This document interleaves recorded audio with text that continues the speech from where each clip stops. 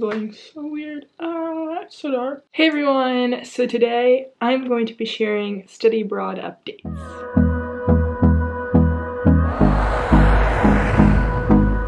So yeah, I don't know. I guess I want this to be a really casual video. I'm not wearing any makeup and I don't really feel like getting dressed up or anything, so just gonna share my thoughts with you guys.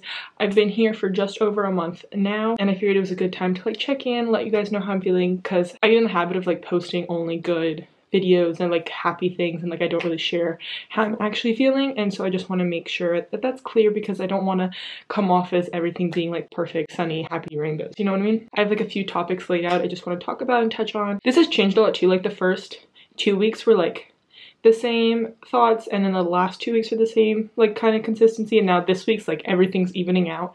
So it's like I'm gonna touch upon how I felt prior to this week, because this week's kind of like, okay, I'm in a routine, like I know what I'm doing. Okay, I guess the first thing I'll talk about is like the language barrier. Personally, I don't speak any Spanish really, so I took it my all middle school and high school. The last 2 years of high school like doesn't really count because we just watched movies with English subtitles, so I forgot everything. And then I had 2 years of college where I didn't take it, so I really just forgot how to speak Spanish completely. Coming here the first week, a lot of people here just don't speak English. A lot of people told me they did, but like honestly that's not my concern. Like I don't expect the whole world to speak English, obviously. That's not my expectation, but it was difficult to communicate. But the first week was like okay, and then the second week I just started getting really frustrated because I was like trying to set up a gym membership, a phone account, all those things, and like not being able to communicate things like that is really difficult. The customer service department here is like very not nice.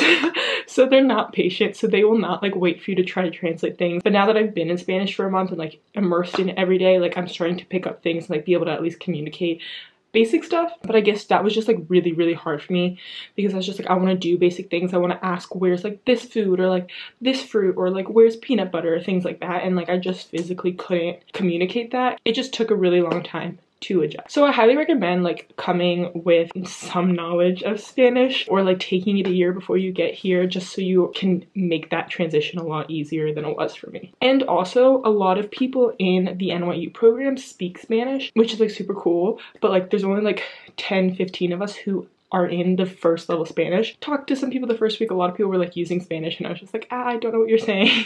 So like I guess this will lead into like social situations, was that like I had a really hard time talking to people because people were bonding on like the language, and I couldn't obviously participate in those conversations, so it was just like really hard to find friends. And then once we like got into our classes, obviously you can meet people in your Spanish class, which makes it a lot easier because we're all like struggling with the same issue. Also just like NYU with social stuff, they make it like really easy the first week to like try to meet people, but it's almost like welcome week in New York, where like you see someone and you meet them, then you like never see them again. Because I only go to campus twice a week, so I only see people who are in my classes or on campus those days.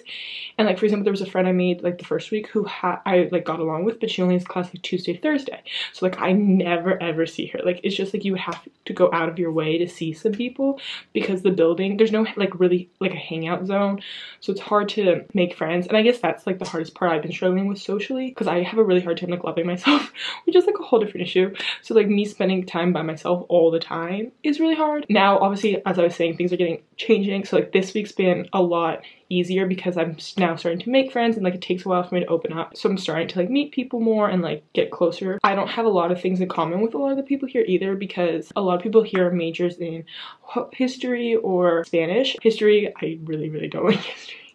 And Spanish, obviously, like I was saying, I'm not there yet, so it's just like people have common grounds, and like I haven't really found things to bond with people on. I don't know, I just don't fit in with the people here, which like I was having a really hard time accepting, and like to be honest, crying over.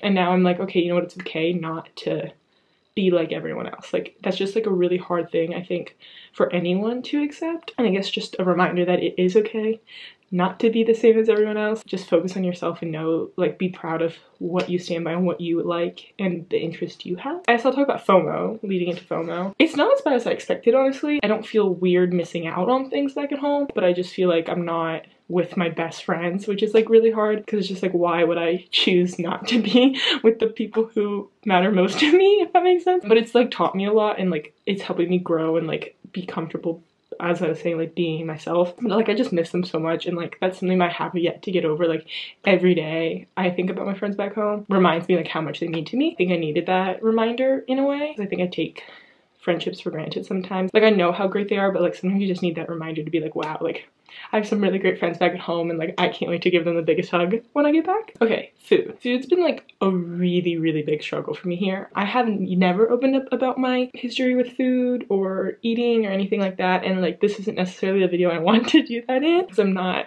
at the point where I feel like I'm comfortable sharing. And a lot of people know like I was vegan for a year, and so I still try to be like, I just don't like the label anymore, which is like a whole story, but I do try to be vegan like 90% of the time. Like eat a vegan diet or a plant-based diet, and that's really hard here. Like you have to either go to specific vegan restaurants or like spend a ton of money buying groceries that are vegan, because just produce here is so expensive. Like avocados are like $2.50 each, and I'm just like and like I don't know, I'm spending double the price I spend on groceries home, so it's like making me not want to buy food. And I'm getting in that mindset where it's like, no, I need to buy like what I need to buy. And it's just like I don't really like the food here. It's a lot of meat and fish and dairy, and it's just like a lot.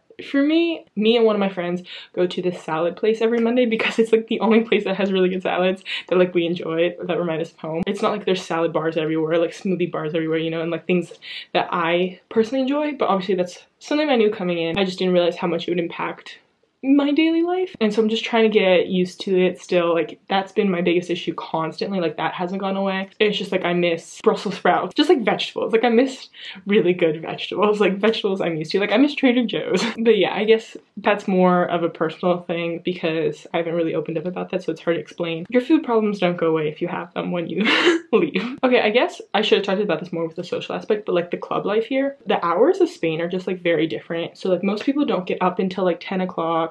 They have siesta in the middle of the day, so like things are closed from like 2 to 5. People like work till 8, and dinner's not till 10. Like just everything shifted back, which I thought I was getting used to, but like I think I prefer the times I'm used to, like waking up early, going to bed early, eating early, all of that. Club life here, you obviously, a lot of people are into that, and it doesn't start until like 2.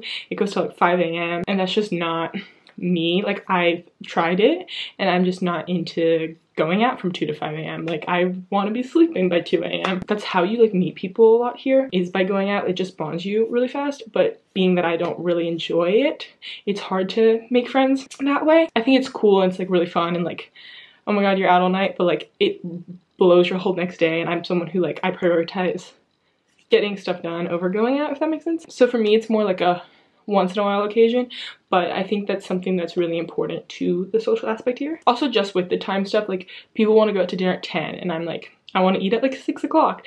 So it's just like still getting adjusting. Like it's not that it's wrong or bad, it's just I'm not used to it, obviously, and so it's been taking a really long time to get adjusted, like longer than I expected. Everyone talks about how cheap it is to live in Madrid, and it's really not, at least for my, like certain things are cheaper. So like metro's cheaper, like Ubers are so much cheaper, flights are cheaper, things like that, but like food is so expensive. Like I personally, like it depends what you're buying obviously, but like I spend double the price on food. Clothes aren't really any cheaper. Basic necessities aren't cheaper. Most of my money goes to food right now. I'm trying to save for travel, and it's just like food's destroying that. But like overall, like it kind of balances out, because I guess like the metro's cheaper and all of those things are cheaper, but it's just like depends on what you're buying. People are telling me like, oh my god, you're gonna save so much money. And I'm like, I really don't think you are. So I don't know, you can give your own personal thoughts on how expensive you think it is here. That's obviously a per person thing. When I first got here, I hated that I didn't have things like set up, like my phone wasn't set up. I didn't have a gym membership. Like the phone I was able to get set up, it was really hard to communicate, but figured it out. Cried a few times while trying to figure it out. But in the gym, I couldn't set up for like another 2 weeks, because we were waiting to hear from them, and you have to like make a bank account to go to the gym, so it took like 2 weeks to open a bank account. And not having the gym, like that's something I personally really enjoy doing, like just physical activity, and not having that in my schedule really threw me off. So the first 2 weeks was like, like I don't have my consistency, my routine, like I can't form it. So once I got my gym membership, it took like 2 weeks, and then my routine started forming, and I started feeling more comfortable, and that's brought me to where I am now. But until I got to that point, it was like really thrown all over the place because I didn't have consistency, and I thrive off consistency. So I really recommend doing all the things you put into your daily routine first when you get here and make sure they're all set up and ready to go, because once I got that going, I felt so much better. Yeah, I feel like there's not a lot left. I just wanted to give some updates because I think it's important to show that not everything's perfect. Like study abroad expectations, like America sets it, at least American students set it really high. Like we're like, it's the time of your life, and like people feel weird talking about that it's not the time of your life because that's all we put out there. So to be like, oh, I'm not having the time of my life, like I feel like it's really hard for me to post this video because it's like, what's wrong with you if you're not having the time of your life while studying abroad? This opportunity is amazing, and I'm so grateful I'm even doing it and getting to travel and live with another culture and learn so much. I've had better times in my life, if that makes sense. And so for me to say this isn't like all that I thought it was gonna be is really hard to put on the internet, because I think everyone just expects it's supposed to be perfect. And it's like, I don't know if I'm communicating this right. When I opened up to people here about how I'm feeling, they were like, oh my god, me too. I just felt weird telling people. No one wants to talk about it. It's something that goes really untalked about, and I don't know if it's also like an NYU thing where like the workload here isn't easier. Like it's just as much work as in New York. People from other schools always tell me, they're like, oh my god, it's so much less work, and I don't know if it's because we have an NYU campus and NYU professors that makes it the same. You do have to put in work. You can't just like be doing whatever you want every day. I don't know if it's an NYU thing, because most people who I've talked about to NYU, like not just even Madrid, like in the past, said studying abroad wasn't their favorite thing ever. So I'm kind of concluding that it's an NYU thing, but if not, if other people from other study abroad locations feel the same way, that it's not the time of your life, like that's okay. Like don't feel weird for not feeling that way. I don't know. I feel like that's all I have to share right now. Yeah, just know like the first month's really hard. Like especially the first 2 weeks. Like I'm not even joking you, I was crying like every single day. I don't have like the same support system here. Like I couldn't just call my friends who like my best friends for so long and be like, hey, like I'm having a hard time. Like you have to deal with it on your own, which has made me like extremely proud of myself. Not know I had the strength in me to like do that. I wouldn't take this opportunity away for anything. It's one of the coolest things I've had. Let's hope I get to stay here. Who knows with this virus, if they're gonna kick us out like they did Florence, but I'm gonna try to enjoy as much as I can of it, not take any opportunity for granted. I've been traveling so much that I'm focusing on my travel videos, but if there's other videos you want of study abroad, let me know in the comments below, because I'm more than glad to do it. But I hope this helped with anyone who's also struggling studying abroad, or help make reality of study abroad more thing for people wanting to go, and show that not everything's perfect 100% of the time. Like any problems you had before aren't just magically gonna go away. Like you're still gonna face those issues, and you're forgetting like you're adapting to a whole new environment. So I don't know, I hope I expressed everything. I just like keep saying things and like trying to make sure I get everything out. I hope you like this video. Please stick around for more study abroad videos coming up. I post every Tuesday. Please don't forget to like and subscribe to this channel for more videos like this one. Thank you so much for watching. Bye.